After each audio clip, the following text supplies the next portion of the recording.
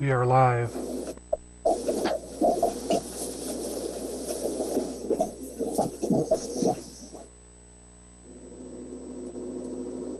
We are live.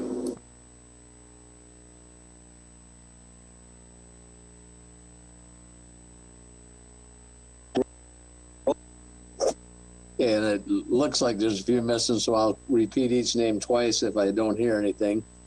Benson? Benson here. Brunig?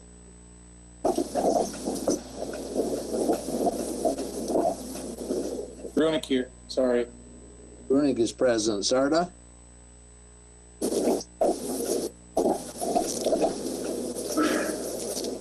Again, Sarda? Sarda will not be present, Al. Okay. Mybom?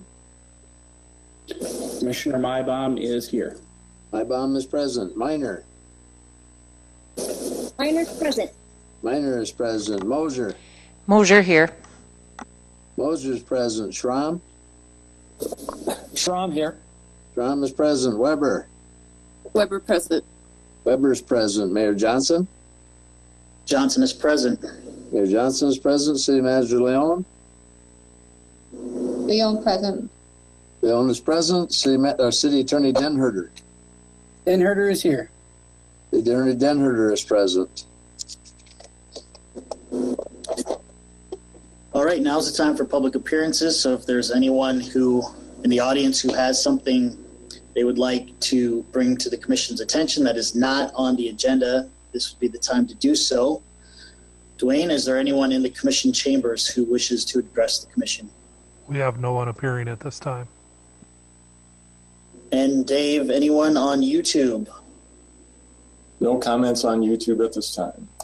All right, thank you. With that, we will get into the meat of this study session, and tonight's topic is the 2021 budget. I'll let the city manager take it from there. Thank you, Mayor Johnson and city commissioners. Not a lot of work for you to do tonight other than if there's things that you want to discuss or dive into conversation a little deeper than I'm going to go into it. I have 5 topics that I'd like to visit with you on. For those of you who've been on the commission, you know that we need to submit the budget the end of this week. So by statute, the budget is due August 1st. And we're getting prepared to do that. We're working on the final balancing and dotting all the I's and crossing all the T's. I thought for the sake of helping our discussion and budget work sessions later on next month, we could talk about a few of the things that are already always highlighted in the budget that are always important. And then also a couple of things that are unique to this year's budget because of some of the unique circumstances that we've had over the past couple years. So first I wanted to talk to you all a little bit about utility rates. And as you know, that's something that we talk about every year and discuss. So this year for utility rates, what we're going to propose for water is a 3% rate increase. We are complete with the surcharge increases. You remember that over the past 3 or possibly 4 years, we've had additional surcharge. That's finished now, but now we're looking at operational and regular rate increases. So the rate necessarily isn't just to pay for the project, but we're still wading through all the operational costs, and we have yet to go through a full year of expenses to know exactly what those are going to be. But we always are going to have increases with personnel services, etc. We don't have 2 plants. We're not operating 2 plants, but we're certainly operating a much larger facility. So we're yet to see what happens there. Yes, we just paid for a project. I think that's what you're going to hear from the community, that we're going to be paying for this project a long time, and oh my goodness, our rates are going up again. Well, as long as our cost of business keeps going up, we need to keep up with that. And this commission, or many of you on this commission who worked with the water treatment plant project and getting that off the ground, know that that's just part of our doing business and something we have to do. Wastewater is a little bit of a different story. We're going to talk about our EDA project next and a little bit of our timeline next, and Kyle's here to help have that conversation if we need to ask him some technical questions. Our wastewater, we're looking at a 5% rate increase. As you know, we did receive a large grant for some of our improvements. We have to match that grant with a local percentage. And in order to make that match, we're going to have to borrow the money. So in order to borrow money, we have to show a rate increase that will cover all of the match money for the improvements we're going to do. So this year will be 5%. We did not implement a surcharge this year. We're not far enough along in the projects to know if that's going to be necessary or not. But I did want to be just forthright with you and with the public and as transparent as possible that as we do these major improvements, yes, we did get a grant for them, but we're also going to have to engineer them and design them and all those types of things. So we are going to have rate increases in wastewater, probably higher than the average 3% that we've seen in the past. Solid waste, we're in good shape with our solid waste and recycling fund. However, we are going to propose a 3% increase. I have still a lot of concern about recycling and single stream recycling and our ability to continue to fund that.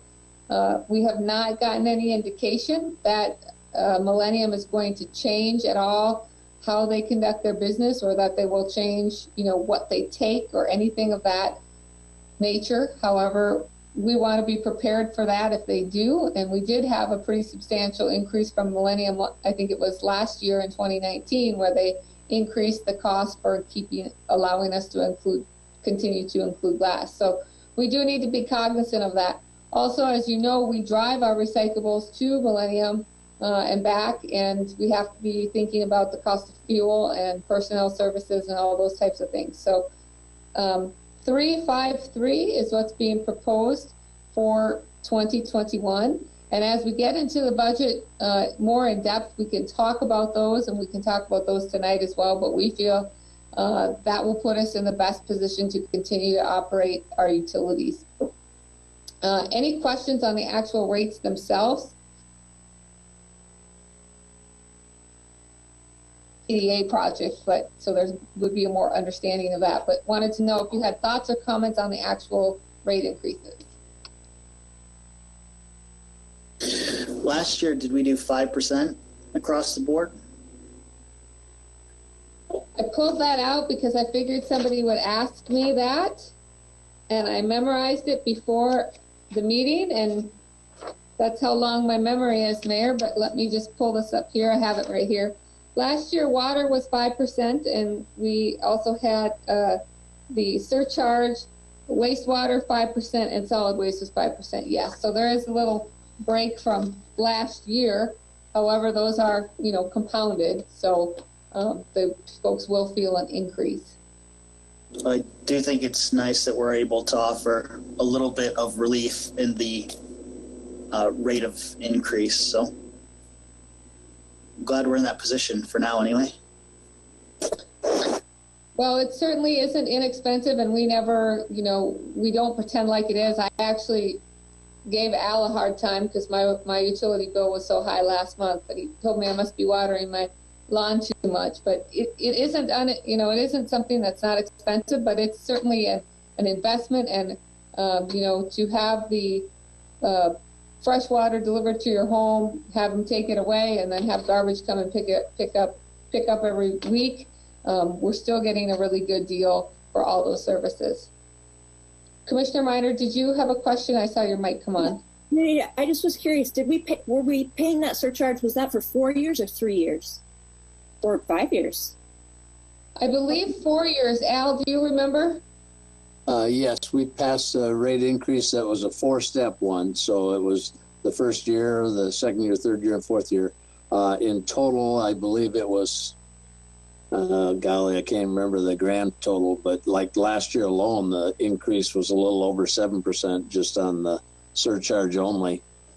And the only thing I'd caution you on here is, through 6 months year to date, we are running ahead of the projection that we need for the annual debt service, because we're set up by law. We have to have 110% coverage to qualify and to keep our SRF loans, so to speak. Honestly, the only thing I could see affecting that would be a huge economic change in citizens' totals. You know, we're seeing some reflection in sales tax, but we aren't seeing a mass exodus of citizens. So it's looking real good that our surcharge will be enough to cover the 110%. Anything above and beyond, we can either take out or we can pay off some of the previous 4 loans that we have. We have 4 outstanding old loans that aren't covered by the surcharge. They're covered by our regular operations. And then 5 and 6, which are covered by the surcharge. So. Perfect. Thank you for the information. And I would encourage this commission and the future commissions to think about your rate adjustments for planning for the future. You know, it's hard to increase rates for people, and that's not a popular thing to do. However, you know, it's also, we saw, not popular when you have to really jump them up to be able to do improvements. So just wanted to bring that forward as sort of a philosophy and just keeping up. And we've talked about that when it comes to our quality of life facilities as well, as trying to keep up with the cost of doing business. If there's no more questions on the actual utility rates, I'd like to talk a little bit about the wastewater project with you and give you all sort of a better handle on that. That came at you fast and hard in April, and we didn't have a lot of chance to talk about it. District 3 had an opportunity to grab onto some grant money. They encouraged us, and we really went through it quickly with you. And we didn't have our newly elected commissioners because of COVID-19. We hadn't had that election yet. So I'd like to go through that a little bit with you. As you know, we received a grant, an EDA grant for about $6.4 million. We have some a state revolving loan fund that we're going to try to use for the match dollars, and we also have engineering costs which are not eligible. Those two add up to about $3.5 million. So you can see that gives you a little bit better understanding why we need to address rates. Al told me he doesn't have $3.5 million in his office drawer, but rather, you know, he's planting that tree. So we do need to borrow for that matching amount and for the engineering. So hence the rates. Total project costs about $9.9 million. That gives you all an indication. You know that this is not a new plant. This is an upgrade and some updates to our existing plant, adding some resiliency, adding some redundancy, and fixing some things to take us through until a long-term solution is decided at the wastewater treatment plant. The wastewater treatment plant solution, which after we have more information, this commission will be, particularly those just elected, will be on the ground floor of starting to talk about the decision that should be made long-term there. That will probably, I'm not trying to scare people, but that will probably make the water plant project look small by comparison. Wastewater plants are expensive, and they're expensive to operate because they operate all the time. There's never a time when that plant's not running. So we want to make sure we're in good position, and we do all of the legwork in the next 4 to 6 years, I would say, to get a good understanding of the philosophy of how you want to treat waste and how the community wants to handle what happens at that plant, at that facility, or if they want to handle it somewhere else. So this project, however, is going to give us some research and give us some information so that we can make those good decisions later on. So this month we applied for the state water plan. That's to get on, so they know that we're going to be looking for SRF funds. That's in the works right now. And we'll be writing requests for proposals for engineering services. The engineering services will include GIS data collection, distribution modeling, and a master plan, and collection system modeling master plan as well. So, what we're trying to figure out there is how much infiltration do we have coming into our wastewater plant that we're treating? Where is it coming from, and how much is the actual product that's coming from our homes and businesses, and how much is the infiltration? And once we know that, we can make a determination on what philosophy do you have. Some cities treat everything that comes into the community. Some cities do not. So that will make a difference on how robust perhaps the wastewater treatment plant is long term. Once we have that information, once we have the RFQs out, we'll be reviewing those with the EDA. So the EDA requires certain specifications for engineering firms, and we should know whether or not we're able to have the revolving loan funds for the SRF in the SRF plan by September as well. So October, we've then advertised the RFQs, hoping to get a number of contractors or engineering firms in to talk with us, and we'll need to front some of the costs for that. So we'd like to select consultants by the end of the year to do that legwork. So we won't even be anywhere near swinging hammers or digging in the ground for any of the improvements in 2020. In fact, probably not even in 2021.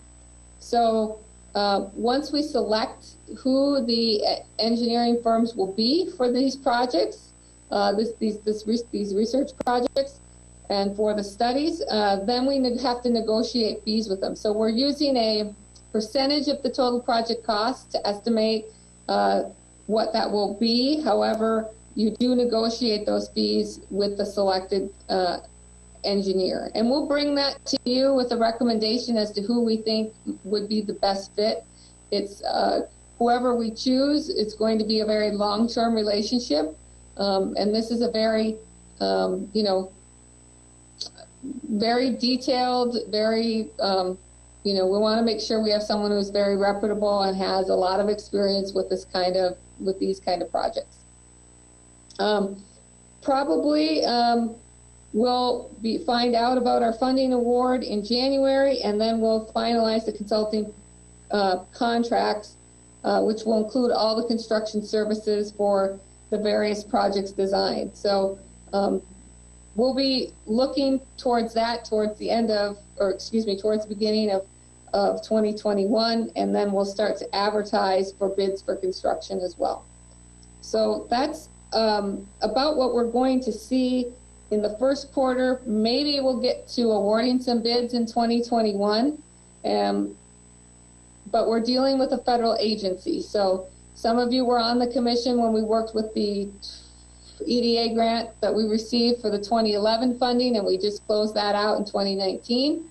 So it could be, we all need to exercise patience, because sometimes it takes the EDA working with a region in Denver a little bit longer to get through all those steps.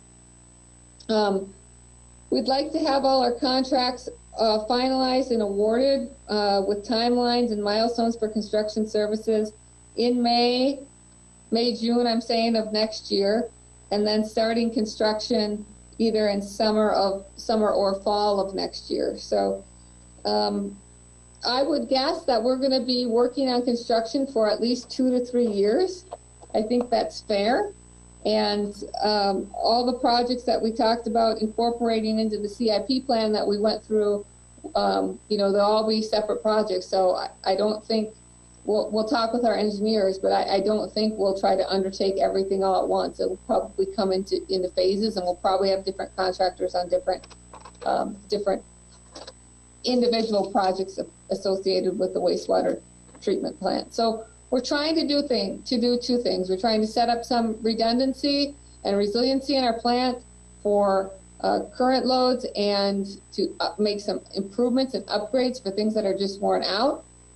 We're trying to help out if we would have another high level event like we've had the last couple of years.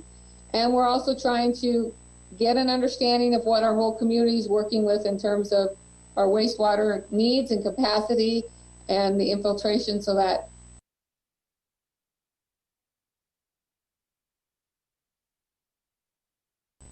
future commissions can make a decision on what the big step will be 7 to 10 years. I'm going to add, or if the commission has questions so far. This is Commissioner Mosier. Remind me again, I think I asked this question. What does 9.9 buy us as far as years of life on that then?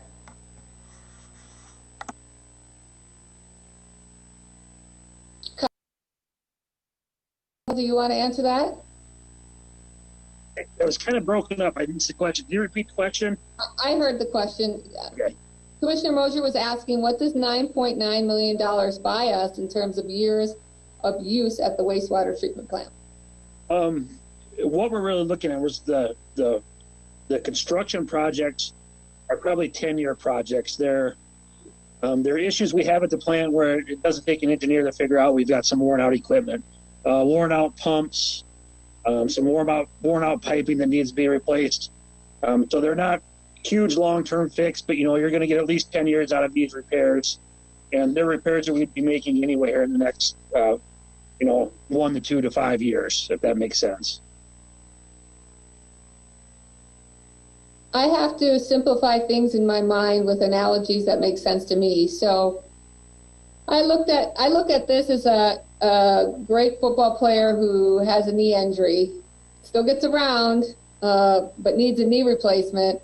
And the knee replacement will help that ex-football player do what they want to do for a really long time, but eventually we're going to need to do, an overhaul on the knee. So maybe, or both knees or something like this, or maybe, 2 new knees and 2 new hips. So this will give us a lot of life, but it's not the end answer.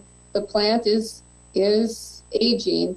And what my real long-term vision is that we don't leave our future city commissioners or future city manager in the same position that we got left in before, where we waited, too long, I think, coming close to waiting too long before we move forward with a major improvement. So what I'd like to do is be on the front end of that, and take the time we need to make that decision and have that analysis. So when the decision is made, we or who's ever in our chairs can move ahead with that. I have a question. So Timberland Park, did they still have a wastewater, or do they have water or wastewater down there? Is it wastewater? It's wastewater, right? Timberland Park has a small lift station, and they pump their waste to our facility. Okay, they do. Yep. Okay, I couldn't remember how that worked. I guess in the next 10 years, a bigger discussion would be maybe with Yankton County, and if we're going to get wastewater to the west in the lake area, the possibility that we could serve that. And that's a really big discussion. It's been going on for decades. A lot of money that no one has, but I feel like that's part of the discussion we should be embarking on probably sooner rather than later. Yeah, I think that a good starting point is to understand where we are as a community with infiltration and treatment, and then see what leadership at Yankton County and in the townships has to say and their interest. They do have the ability to form sewer districts now. If they were interested in participating in the future in this project, my feeling, and as we move forward, I'll start communicating that to the elected county commissioners, but my feeling is they would need to be establishing those sewer districts today and beginning to collect so that they're able to support the project they would need for us to treat the to treat for them. I don't know how desirable that is or not when most individuals have septic that works well for them, but we do, have, I think, responsibility to have the conversation in that we do have, quite a dense population living out in the lake area. So that is something to talk about. A lot of people have asked me, why aren't we talking right now about, is this time to talk about moving the plant? We don't know enough information to start having that conversation yet. I know some people want to have that conversation, and likely we, meaning a city commission, will have that conversation. We need more information just before we can have that conversation. So if you want to talk about that in the future or today, we can. It's a much longer term conversation than talking about it for this budget session. We have things we need to fix immediately and in the short term to keep things running there, so we have time to have that conversation.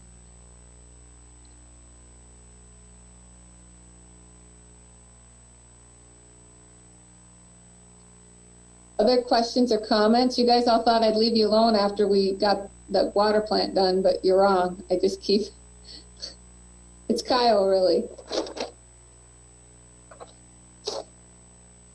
Kyle, do you have anything else you'd like to add on that to share with the commission?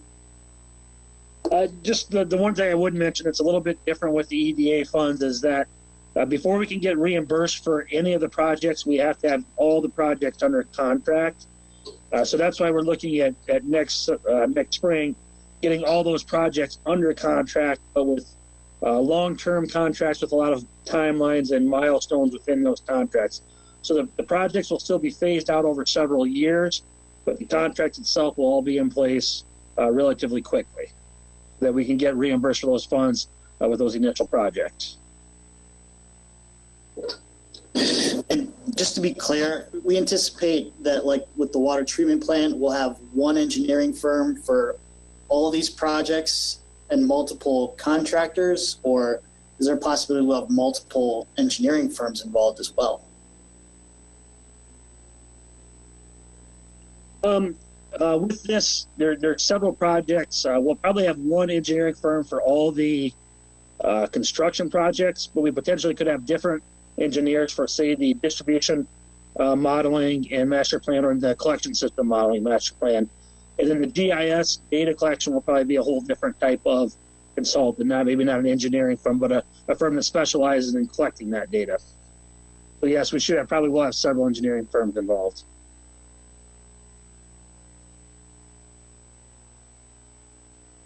Hey, Kyle, this is Commissioner Mybom. Can you hear me okay? I sure can. Hey, I was just curious, when the EDA application was originally put through at the tail end of last year, it was for a couple $1 million more.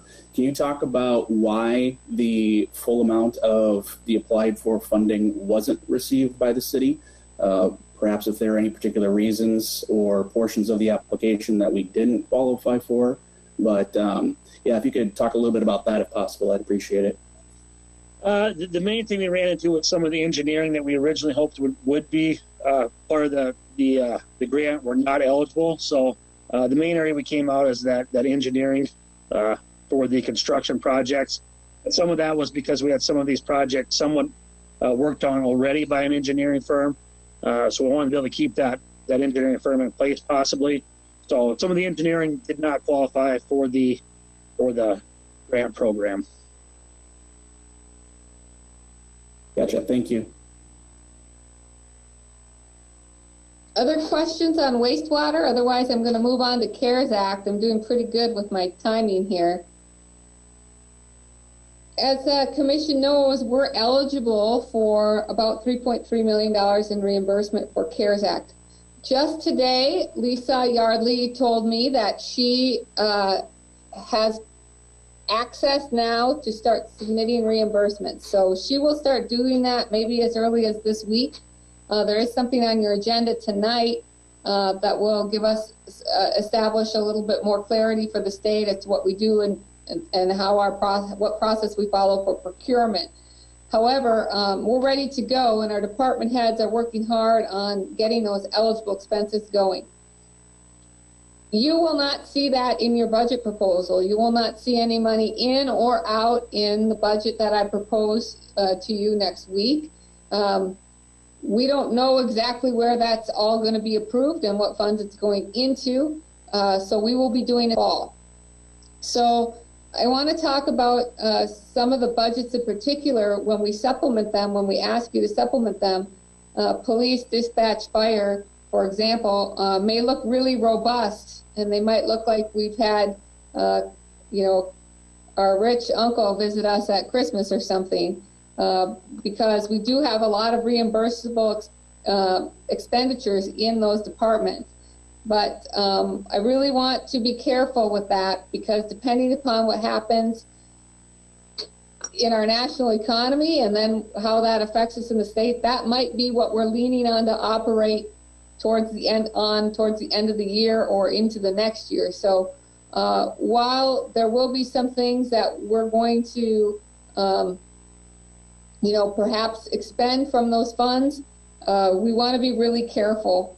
And I'm not sure what will happen with the national election. I don't know that anybody will. I don't know what will happen with the coronavirus. So I want to be very careful with that. But we're going to do our best not to leave any funds that we're eligible for out there. My understanding is whatever we do not have reimbursements for, that goes back to the federal government. So I'll be bringing you some projects to consider and some things that are coronavirus related that we have done and think we can apply to the CARES Act. Those funds have to be expended by December 30th. They cannot be budgeted. So when I'm bringing them to you, you might say, well, we didn't know about this, but of course we didn't know about the coronavirus either. So as I'm sending you things that are, we believe may be reimbursables, they won't be found in your existing budget. I also want to say that this is a reimbursement. We don't have the final say. We have some pretty good guidance, and District 3 is helping us with that. But we could submit something that isn't approved. So while we're trying to think out of the box, Dwayne and Al are not letting me go too far out of space, because we also, want to be followed all the guidelines, and we want to have everything that we've done be reimbursed. So we're making sure that all the reimbursables are related to our response towards coronavirus and fall into that category. Could there be additional funds? Possibly. It sounds like the federal government is talking about an additional stimulus for individuals. So that's good for those who think it is good. There may be a CARES Act for infrastructure. We're hearing whispers about that. So if that's the case, there might be some things in your longer-term capital improvement plan that we may have an opportunity in 2021 to say, hey, guess what? There's a stimulus plan through a CARES Act 4 or 5 or 6, and we think we have a good fit for a project. So we might ask you to continue to be nimble on those types of things. We certainly wouldn't do anything that's not planned or doesn't fall under the confines of the whatever that may be. But that, if it comes at us, it could come at us very quickly. So we want to be able to bring those kind of things to you as well. Any questions about CARES Act funding and how we're responding to the program?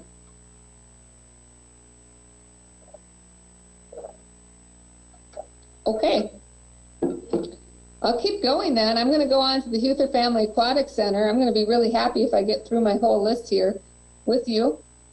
On the Huefer Family Aquatic Center, I'm just going to kind of recap. So some of this is, I guess, a review for many of you, but I also kind of want to talk to you about what the financing is going to look like. It's all Aquatic Center money, but I just want to explain in the spirit of transparency, explain where we're at and get an understanding of, how it looks in the budget.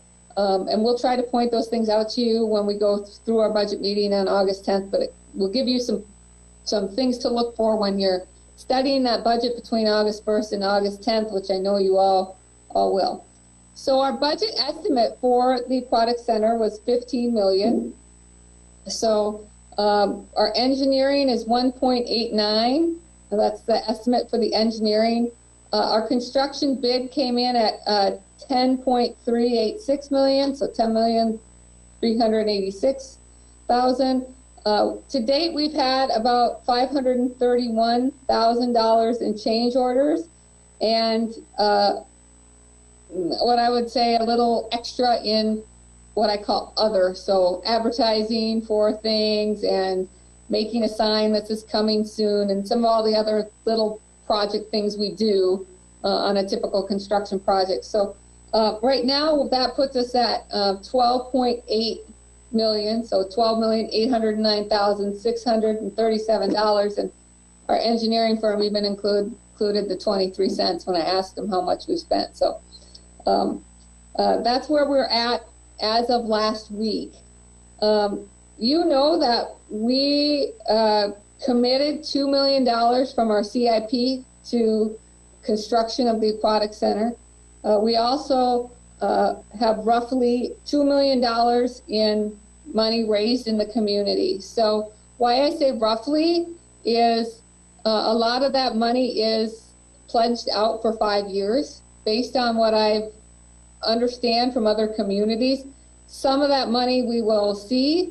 Most of it we will see, some of it we will not.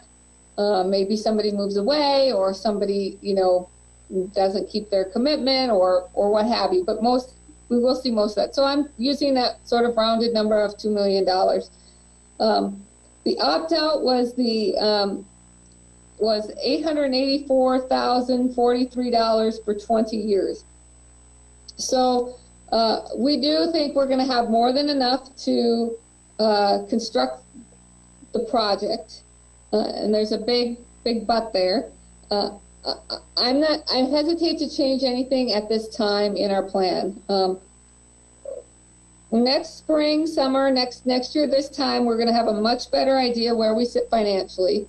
I don't anticipate large, multi-million or hundreds of thousands of dollars in change orders. I don't anticipate that.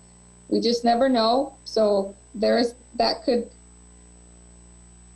come at us somehow and change where we're at financially. I'm just not comfortable to make any decisions on that, what that extra may mean, paying off early or refinancing, so to speak, to reduce that amount of the opt-out. And I'm speaking a little bit out of turn because we'd have to talk with bond counsel, and Al will make sure that whatever we might decide to do, once we know where we sit financially on that project, has to be all according to, our accounting standards. But another idea that has been talked about among staff, and we've visited with Ross about, is, perhaps there's some room for a perpetual care fund.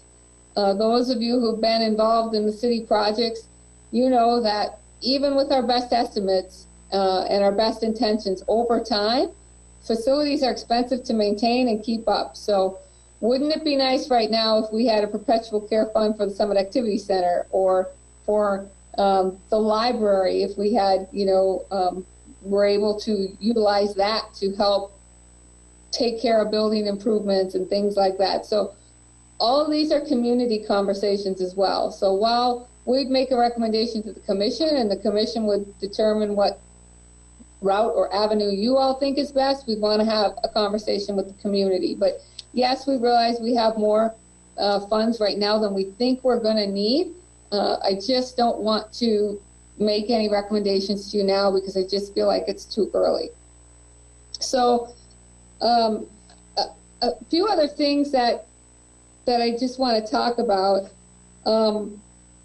When we go out to the market, and Al, you might have to help me with this a little bit, we're given a rate for the certificate of participation.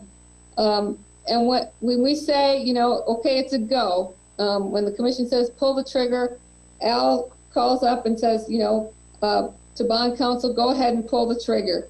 And they give us a rate, they state us a rate, which in our case was, I think, I'm not exactly, I don't want to state exactly what that was because I can't quite remember. But by the time they lock it in, there is a little fluctuation in that rate. So in our case, that number is 0.004%.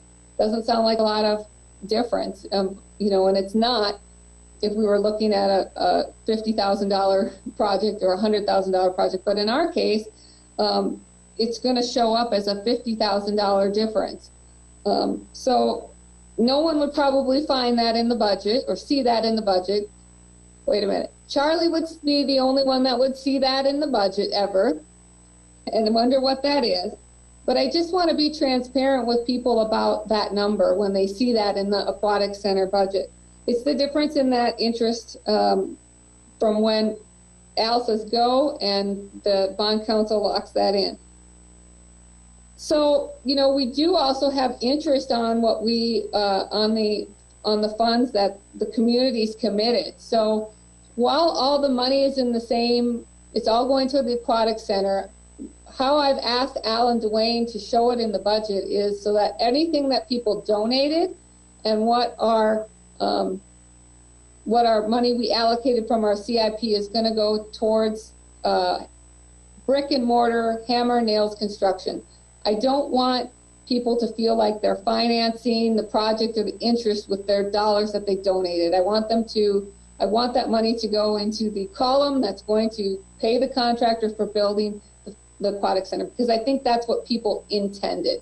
So we can talk about those things in more detail, but that, I think the accrued interest can be something that pays for that difference in the rate.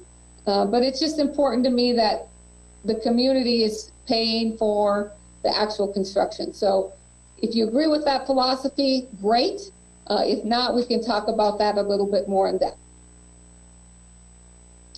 Al, did I explain that clearly? Yes. To me, of course, this is a bit of a stretch for you commissioners who work with this. Every 5 years you hear from us about a new borrowing or something, but I was just pulling out the bond documents on this too. When we pulled the trigger on this, it was back in later 2019. We were still looking to optimize as much as we possibly could in total dollars coming to us. And that was at a time when the market was going up and down a little bit more. I mean, not big amounts, of course, but when we pulled it, it was slightly higher than what we projected with our opt-out, which was past 2 years before that. So when we came up with the $884,000 opt-out, it was based on an estimated percentage about 2 years ago. When we actually pulled the trigger, our actual debt service was about $50,000 higher than what we've opted out for. So we were going to be making that up out of other funding. Well, the way it looks right now, we'll have enough, short of change orders and stuff. I mean, we're obviously a long ways from finishing that project, but we think we'll have enough that we can set aside to make up this difference for the life of the loan. As far as refinancing, that's what I was pulling this bond document out for, and I forgot to do this ahead of time, and this is probably about 200 pages, so it's going to take me a little bit of work, but before our next meeting, I'll definitely have that figure for you. You can't just refinance because suddenly the market's dropped. There's a certain time period, and that's what I have to look up in the bond documents, but there'll be the possibility of refinancing in the future to lower this annual debt service. I'm just not sure how soon that can be. Typically, it's 5 to 7 years before you can refinance. So, but at worst case scenario, if we never refinanced at 20 years at 50,000, we'll have to come up with about $1 million out of our total package for the HFAC And that's what our point is that we will have that based on current construction estimates and hopefully no outlandish change orders in the near future. So long story short, we're paying more than what we're bringing in on debt service, but we have it with our total funding right now. Does that answer? Did I totally confuse everybody on that? And we can walk through that again at the budget meeting when you're actually looking. I realize you don't have our budget proposal, so when you're looking at the line items and so everyone understands, where all the pool funds are and what that picture looks like, we can spend time talking about that as well. I just want, I asked Hal and Dwayne to show in the budget the donated dollars going for construction, not financing. A difference in an interest rate or something like that was important to me. The other thing, I'm ruining Todd Larson's world right now because I'm really playing around with operational costs. We know that we're not going to make money on the pool. It's not going to be a money maker. Our quality of life facilities are not a money maker. Actually, I don't think anything we do makes money, probably. We spend money. We're a governmental entity for services. So what our goal with the Aquatic Center is to minimize loss. We had a loss before. We're likely going to have a loss again. But what we want to do is minimize that loss with pricing for rates and to make sure that we're thinking about our logistics for operating expenses. But this is a much bigger facility, so it will be more expensive to run and operate, particularly with staff, and we'll have to go through a year or more. I ratcheted down a lot from what we originally estimated would be our participation, meaning our users. I just don't know where we're going to be this time next summer, but hopefully things are past us and I'm going to be wrong and we're going to have a lot more revenue than anticipated. But if Vermilion's story is right, their first year is really big. Well, this was their second year, so we're not going to be, I don't believe they're open at all, so we're not going to be able to do some comparison there. But it's going to take a few years to hit our stride to know exactly what it's going to cost us to operate. But again, our goal there is going to be to minimize the loss.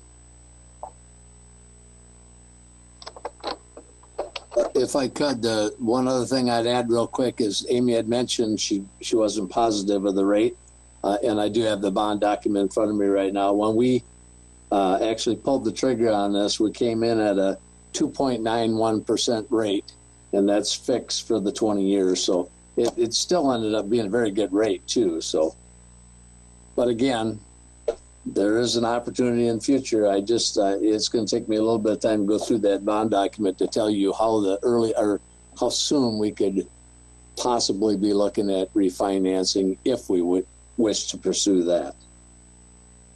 Yeah, I don't think that at this budget session coming up in August will be the time to talk about it because we just have we'll have no knowledge of how much the project actually is going to cost us.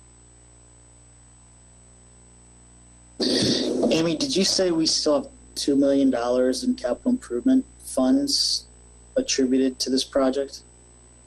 We did allocate $2 million towards that project. So I don't know if it was formally stated, but I think the informal challenge was, look, the city will contribute $2 million to it. Let's, see if we can get the same raised in the community.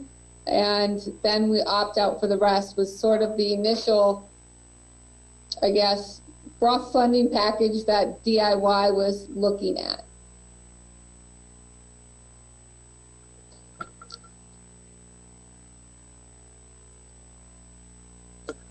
And just one more addition there, that the $2 million that we allocated out of the 506 fund, that was actually budgeted last year, and that we did make that journal entry. So again, that's an additional $2 million that's sitting in the total package of funding for the Huefer Family Aquatic Center.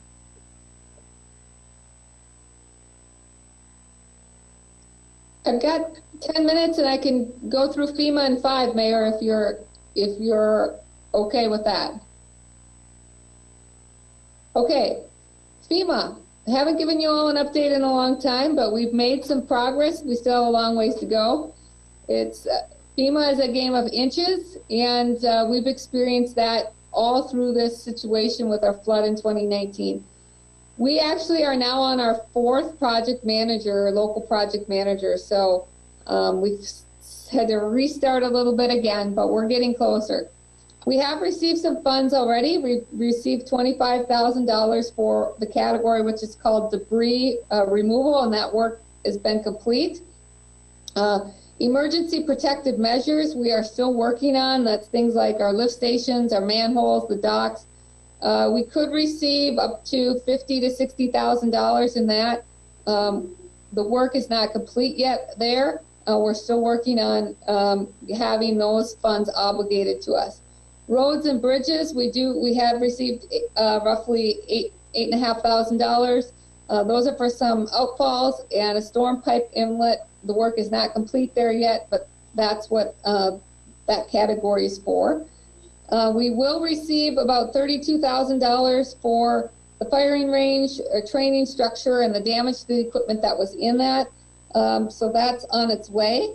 We have some water and electric lines at the wastewater plant, some funds obligated for that, not received yet, about 10 to 11,000 for that. We are being careful that's not crossing over with the EDA funds because we can't double dip into federal funds there. Parks and Rec, we could receive up to $20,000 for some of the things that we lost there.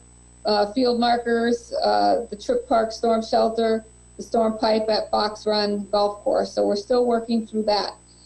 The big question mark that we're still working on right now is Marne Creek. That project has been obligated. We believe we're going to receive about $236,000 for engineering and design services to develop our scope of work.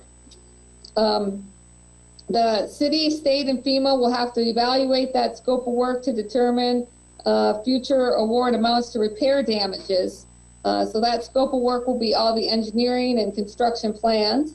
Right now, engineering department is advertising for RFQs for engineers, and they hope to have someone under contract to help us with that scope of work in the last quarter of this year. So by the end of this year, we hope to have someone beginning to work on that scope of work at Marne Creek.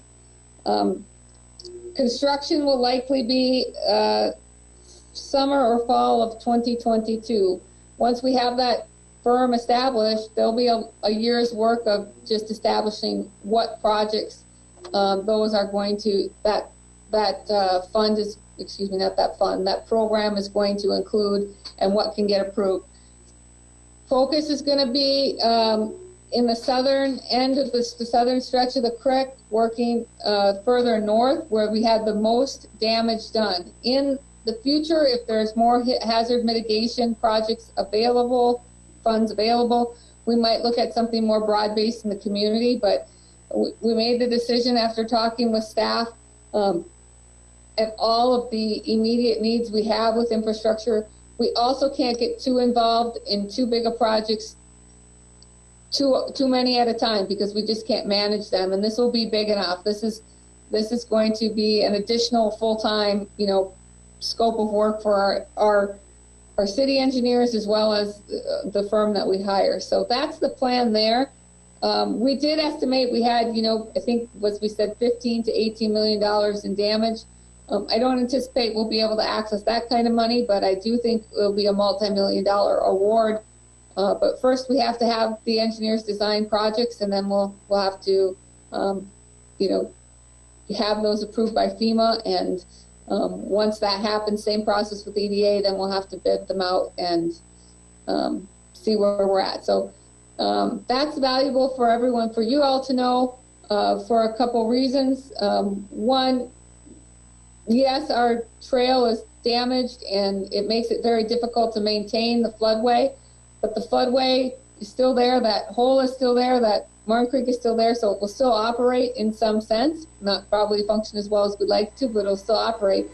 But for the public who is missing that trail, it's going to be still a number of years before that comes up. So Todd Larson and his staff have put in some connections, temporary connections, and they're going to be quasi-temporary connections. So they'll be there for a long time as we work through that funding program.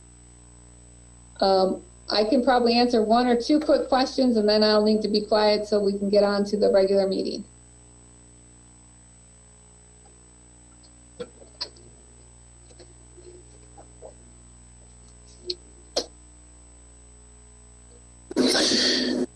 Hearing no questions, is there anything you wanted to add, Amy?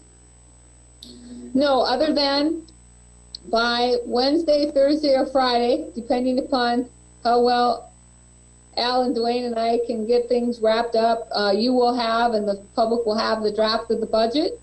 So it will be presented to you. Start looking at it, start asking questions. Our first shot at working through those things will be that Monday, August 10th, after your regular meeting.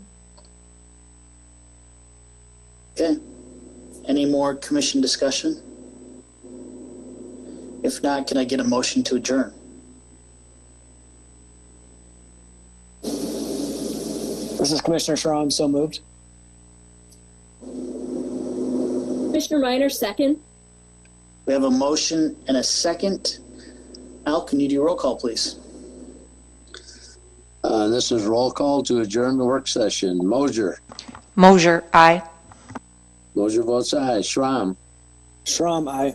Schramm is aye. Weber.